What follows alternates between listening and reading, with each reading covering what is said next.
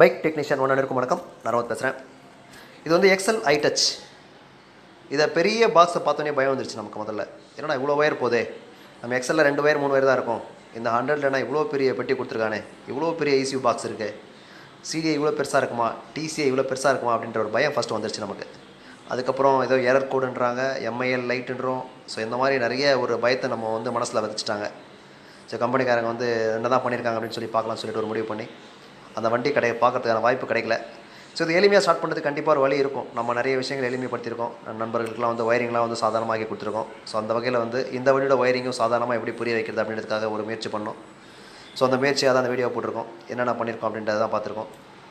So மொத்தம் வந்து பார்த்திங்கன்னா இதில் ஒரு 7 ஒயர், 4 3 7, அதுக்கப்புறம் வந்து ஒரு 3 10 ஒரு 2 12 ஒயர் வருது மொத்தம்.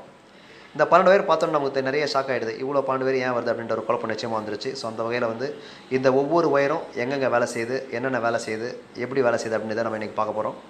ஸோ இப்படி பார்க்கும்போது என்ன ஆகுனா, வருங்காலம் இவ்வளோ பெரிய பெட்டியை பார்த்து பயப்பட தேவையில்லை நம்ம. ஸோ நம்ம ஸ்டார்டிங்க்கு தேவையானது எப்பவும் போல் ஒரு 4 ஒயர் தான் இந்த வண்டிக்கு தேவைப்படுதுன்றதை கண்டுபிடிச்சோம். ஸோ அந்த 4 ஒயர் என்ன ஒயர் அப்படின்றத நம்ம புரிஞ்சுக்கிட்டால் நிச்சயமாக நம்ம வேலையை வந்து எளிமையாக்க முடியும், நேரத்தை மிச்சமாக்க முடியும், அந்த பயத்தை போக முடியும். அதே மாதிரி ஒரு குழப்பம்லாம் வேலை செய்ய முடியும் நம்மளால். ஸோ எரர் கோட்லாம் பார்த்துக்கலாம் இருக்க வேண்டியது அவசியம் இல்லை. இந்த வண்டிகளில் ஓரளவுக்கு எளிமையாக தான் இருக்குது. ஸோ அந்த வகையில் வந்து என்னென்ன எடுத்துருக்கோம் அப்படின்னு சொல்லி சும்மா ஒரு வீடியோவை காமிக்கிறோம் உங்களுக்கு. இது வந்து பார்த்திங்கன்னா 3 ஒயர் வருது. இது வந்து இன்டெகிரேட் ஸ்டார்டட், அதாவது அந்த செல்ஃபுக்கு பதிலாக ஒர்க் ஆகிற விஷயம் செய்யுது. அதுக்கப்புறம் ஸ்டார்ட் பண்ணதுக்கப்புறம் இதுக்கு சார்ஜிங் பண்ண வேண்டிய வேலையும் செய்யுது. இந்த 3 ஒயர் வந்து அதை ஸ்டார்டர் மோட்டராகவும் செயல்படுது, அதே நேரத்தில் ஸ்டார்ட் பண்ணதுக்கப்புறம் சார்ஜிங் கொடுக்கறதுக்கான ஒயராகவும் செயல்படுது இந்த பாக்ஸ்க்குள்ளே. வேறு எதுவும் செய்யலை அந்த 3 ஒயரும். ஸோ அது கொஞ்சம் முக்கியமான ஒயராக பார்க்கப்படுது. இந்த 2 ஒயர் வந்து பேட்டரியோடைய ப்ளஸ் மைனஸ் கொடுக்கப்பட்டிருக்கு. பேட்டரியிலேருந்து ஸ்ட்ரைட்டாக வந்து இந்த ஒயரில் தான் வந்து ப்ளஸ் மைனஸ் கொடுக்கப்பட்டிருக்கு. ஸோ இந்த பாக்ஸ்க்குள்ளே வந்து ப்ளஸ் மைனஸ் இதிலே தான் போகுது. அதுக்கப்புறம் இதில் வந்து பார்த்திங்கன்னா ஃபஸ்ட்டு இந்த 2 ஒயர் கொடுத்துருக்காங்க. முதல்ல பாக்ஸில் ஒன்று, ரெண்டாவது ஒரு ஒயரும், அதாவது ஒரு ப்ரௌன் கலர், அப்புறம் வந்து வெள்ளையில் மஞ்சள் கோடு போடுற ஒயர். 2 ஒயர் வந்து பிக்கப் காயில் ஒயர். 2 பிக்கப் காயிலும் ஸ்கூட்டி பெப் மாதிரி ஸ்ட்ரைட்டாக வெளியே வந்துடுது. ஸோ அந்த 2 ஒயர் தான் கொடுக்கப்பட்டிருக்கு. இது வந்து நடுவில் ஒரு ஒயர் பார்த்திங்கன்னா ப்ளூவில் வந்து பிளாக் கோடு போட்டுற ஒயர். இது வந்து செல்ஃப் சுவிட்சை நம்ம அழுத்தும் போது ஒரு பேட்டரி மெயின் வந்து இங்கே வருது. ஸோ அப்போ தான் வந்து அந்த மோட்டர் சுத்தத்துக்கான வாய்ப்பு கொடுக்கப்படுது. இது வந்து செல்ஃப் சுவிட்ச் மெயின் ஒயர். ஸோ முக்கியமான ஒயரில் கிடையாது, நமக்கு ஸ்டார்டிங் தேவையான ஒயர் கிடையாது. இது வந்து பார்த்திங்கன்னா ஆரஞ்சு கலர் ஒயர். என்னென்னா நம்ம சாவி ஆன் பண்ணோன்னு ஒரு கீப் மெயின், ஒரு பேட்டரி மெயின் இங்கே வரணும், மெயின் சப்ளை வரணும். பேட்டரியில் என்ன வோல்ட் இருக்கோ அந்த வோல்ட் அப்படியே இங்கே வரும். ஸோ அதுதான் வந்து கீ ஆன் பேட்டரி மெயின் கொடுக்கப்பட்டிருக்கு. இது 3வது ஒயர். இது ஃப்ரண்ட்டில் மட்டும் 3 ஒயர் வருது. ஃபஸ்ட் வந்து பிக்கப் காயில், அப்புறம் இது என்ன பிடிச்சாச்சு. அப்புறம் பார்த்திங்கன்னா இந்த ப்ளூவில் வந்து பிங்க் கலர் கோடு போகுது பார்த்திங்களா, இது வந்து MI லைட், அந்த மேலே லைட் பிளிங்க் ஆகுது இல்லை, எரர் கோடு பிளிங்க் ஆகுது பார்த்திங்களா, அதுக்கான ஒயர் இது. ஸோ அதுவும் நம்ம ஸ்டார்டிங்கு சம்மந்தம் இல்லை. அதுக்கடுத்து இந்த ப்ளூ கலர் ஒயர் வந்து இக்னிஷன் காயிலுக்கு போகிற ஒயர். அதாவது இக்னிஷன் காயிலில் வந்து பார்த்திங்கன்னா ஒரு பேட்டரி மெயின் எப்போவுமே இருக்குது. வண்டியை ஆஃப் பண்ணால் கூட அதில் பேட்டரி மெயின் இருக்குது. அது ஒரு சின்ன பிரச்சனைக்குரிய விஷயம் தான். ஏன் வந்து டேரெக்டாக மெயின் கொடுத்துருக்காங்க தெரியல. இந்த ப்ளூ வந்து பார்த்திங்கன்னா வண்டி வந்து கிக் பண்ணும்போது இங்கேருந்து சிக்னல் போய் வண்டியை கரண்ட் வர வைக்கும். ஸோ இந்த ப்ளூன்றது இக்னிஷன் காயில் அவுட்டுன்னு சொல்லலாம் நம்ம.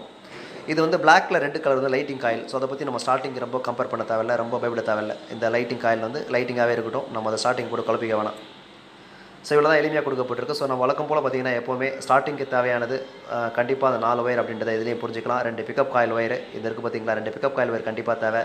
அதில் வந்து ஓம்ஸ் வந்து பார்த்திங்கன்னா 136 ஓம்ஸ் வந்து நான் செக் பண்ண வண்டியில் இருந்தது. ஸோ 130 இருந்தால் போதும் ஓரளவுக்கு ஆவரேஜாக. பிக்கப் காயில் நல்லா இருக்குன்னு அர்த்தம். 2 ஒயரில் வந்து மல்டிமீட்டர் போட்டு பார்த்துக்கலாம், செக் பண்ணிக்கலாம். அதுக்கப்புறம் இந்த ஆரஞ்சு ஒயரில் வந்து பேட்டரி மெயின், சாவி போட்டவுடனே பேட்டரி மெயின் இதுக்கு வரணும். அப்படி வந்தாவே போதும், வேறு எதுவுமே தேவையில்லை. அதுக்கப்புறம் வந்து 4வது வந்து ஒரே ஒயர், அந்த இக்னிஷன் காயில் அவுட் சொன்னோம் பார்த்திங்களா, அந்த ஒயர் தேவைப்படும். ஸோ இந்த 4 ஒயர் இருந்தாவே போதும். அதாவது 2 பிக்கப் காயில் ஒயர், ஒரு பேட்டரி மெயின் ஒயர், அதுக்கப்புறம் இந்த மஞ்சள் கலர் ஒயர், இந்த 3 இருந்தாவே போதும், வண்டி ஸ்டார்ட் பண்ண முடிஞ்சிடும் அப்படின்னு தெரிஞ்சுக்கிட்டோம். ஸோ அதனால் நண்பர்கள்லாம் பயப்படாமல் ரொம்ப எளிமையாக வேலை செய்யுங்க. அதே மாதிரி வண்டி ஸ்டார்ட் ஆகலன்னு சொன்னால் 2 பிரச்சனை வரும் நமக்கு. ஒயரிங் ஃபால்ட்டாக, காயில் ஃபால்ட்டானு வரும். ஸோ அந்த காயில் ஃபால்ட்டானு பார்க்குறதுக்கு இந்த ஒரே ஒரு ஒயரில், அந்த ஆரஞ்சு ஒயரில் வந்து பேட்டரியை மெயினாக கொடுத்துருங்க. கொடுத்து வண்டி ஸ்டார்ட் ஆகிடுச்சுன்னா ஒயரிங் ஃபால்ட்டு ஒரு நிமிஷத்தில் புரிஞ்சுக்காங்க. நீங்கள் ரொம்ப போட்டு குழம்பிட்டு இருக்காதீங்க. அப்புறம் டேஞ்சர் பல்பு, ஹெட்லைட் பல்பு இதெல்லாம் பார்க்கணும் அவசியம் கிடையாது.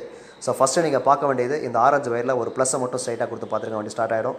ஸோ ஸ்டார்டிங்கு மொத்தம் 4 ஒயர் தான் தேவை. 2 பிக்கப் காயில் ஒயர், இந்த ஆரஞ்சு ஒயர், ஒரு ப்ளூ கலர் ஒயர். இது 4மே இருந்தால் போதும். மற்ற 3 ஒயர் வந்து அவசியமே இல்லை. அந்த MIL கோடு, பிளிங்க் கோடு, எரர் கோடு இதெல்லாம் பார்க்க வேண்டிய அவசியம் இல்லை. அதே மாதிரி அந்த வண்டி ஒரு குறை என்ன தெரியுதுன்னு பார்த்தீங்கன்னா, இக்னிஷன் காயிலுக்கு எப்போவுமே ஒரு பவர் சப்ளை போயிட்டே இருக்குது. வண்டியை சாவியை ஆஃப் பண்ணியிருந்தால் கூட போகுது, அது ஏன்னு தெரியல. ஸோ கண்டிப்பாக அடுத்த வாட்டி இந்த மாதிரி கம்பெனி நிர்வாகியை சந்திக்கும் போது இந்த ஒரு கேள்வியை கண்டிப்பாக எழுப்புறோம். எதனால் இக்னிஷன் காயிலுக்கு தொடர்ச்சியாக சப்ளை போயிட்டு இருக்குன்னு பார்க்கணும். ஏன்னா சம்டைம்ஸ் இக்னிஷன் காயில் ஃபால்ட் இருந்தால் கூட இதில் பேட்டரி இறங்கிறதுக்கான வாய்ப்பு அதிகமாக இருக்குது அப்படின்றத கண்டுபிடிச்சிருக்கோம். ஸோ கண்டிப்பாக அதை கம்பெனிக்கு தெரியப்படுத்துகிறோம். நன்றி, வணக்கம்.